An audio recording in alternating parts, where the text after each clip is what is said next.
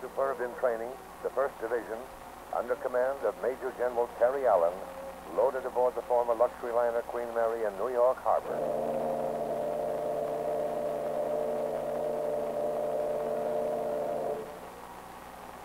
On the night of August 1st, 1942, the Queen slipped out to sea and sped unescorted across the Atlantic to Great Britain, disembarking the division August 8th in the Clyde River.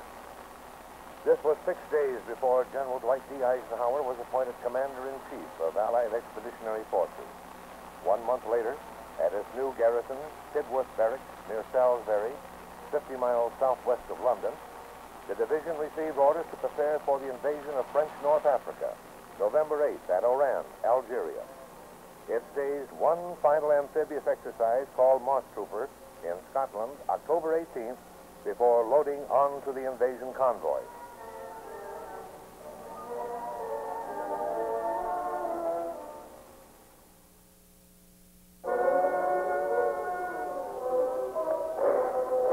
From out of the darkness of a Mediterranean night at 1 a.m. on November 8, 1942, landing barges carried the 1st Division into its first combat of World War II, French North Africa, and the beaches flanking the Algerian port of Oran. On the east, Arzew; on the west, lay Andalus. The Vichy French were no pushovers for their liberation. They fought. But by the morning of November 10th, aided by tankers of the 1st Armored Division, Oran had fallen. The Big Red One was ashore, entrenched and victorious, at a cost of 416 casualties. And the French became our allies once again against the Axis.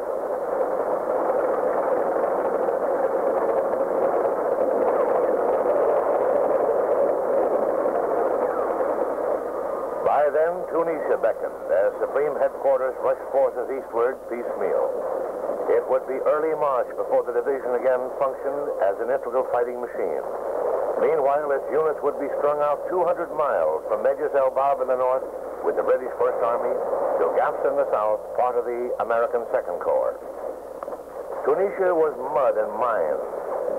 Tunisia was a pattern of lengthening purple shadows and scorching hot sun. A land of torrential rain and dry heat, of flinty mountains and stone-strewn valleys, of Arabs with eggs and Germans with deadly 88s, those guns with eyes.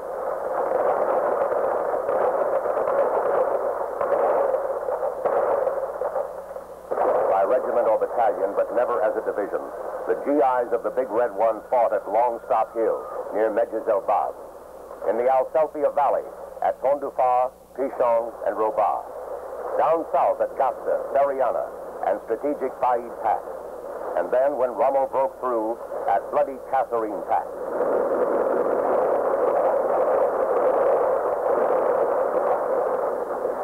That was the beginning. Then came March. Pulled together as a division, the Big Red One counterattacked.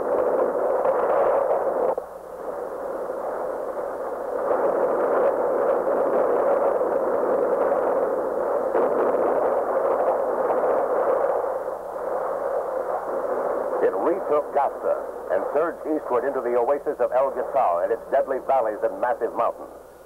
We paid for every yard in blood, but El Ghasal was also a graveyard for Germany's cracked 10th Panzer Division, while 3 American generals peered through the dust. The Corps Commander, George Patton, the 1st's own Terry Allen, and his Assistant Division Commander, ebullient Teddy Roosevelt, until the Germans quit and pulled back. Then the big switch north, with a new Corps Commander, Omar Bradley, to operate on the Mediterranean flank of the final British drive for Mature, Bizerte, and Tunis. The terrain northeast of Fija was impossible. All winter it had proved impregnable. Now its bald, rolling hills were a mass of interlocking German gun positions.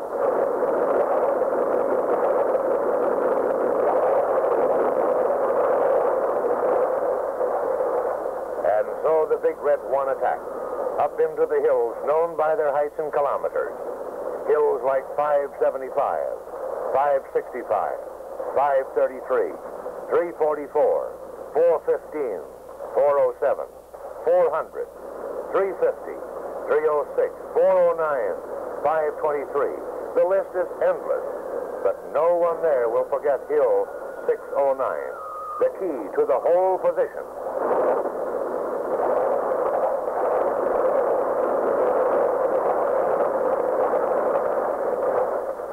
It fell too, and the American Second Corps did what no one, except some Americans, thought anyone could do. It turned the entire German line, and by May 13th, the war in North Africa was over. The Big Red One was exhausted, decimated, but it had won its toughest battle in North Africa.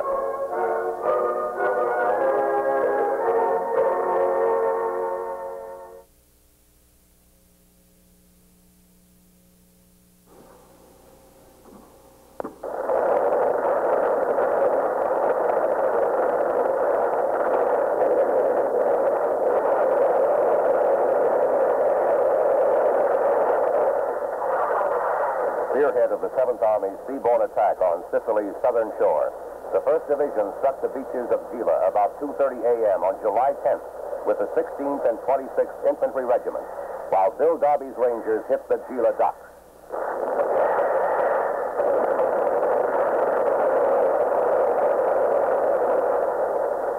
Initial resistance to the Italian beach defenses was quickly overcome.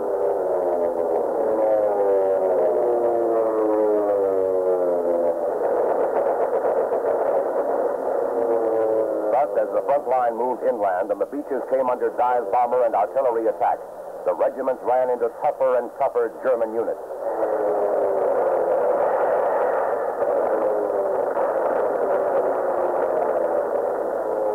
Bazookas, mortars, artillery, and accurate naval gunfire hold the German tanks at bay in the Gila Plain all during D-Day.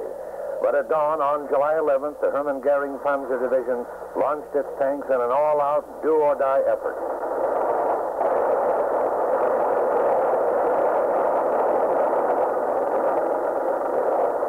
All day long, the battle swayed. Tanks penetrated American lines, only to be sealed off by artillerymen firing their howitzers in direct point-blank fire.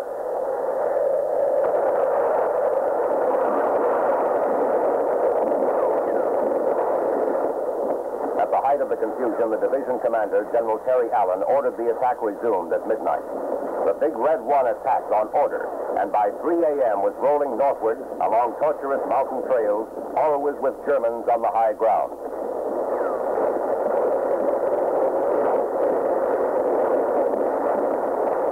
The division fought daily battles, reaching Petralia, then swinging east to its last great battle in Sicily, Troina. Using the 9th Division's 39th Regiment and the fires of 8 artillery battalions in direct support of the infantry, the Big Red One inched its way forward. After 7 exhausting days of the bitterest mountain warfare, Troina fell on August 6th, and the hinge of German resistance in Sicily was broken.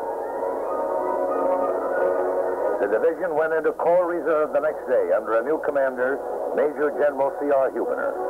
37 days of continuous battle in Sicily cost the division 267 killed, 1,184 wounded, and 337 missing. It had captured 5,935 prisoners.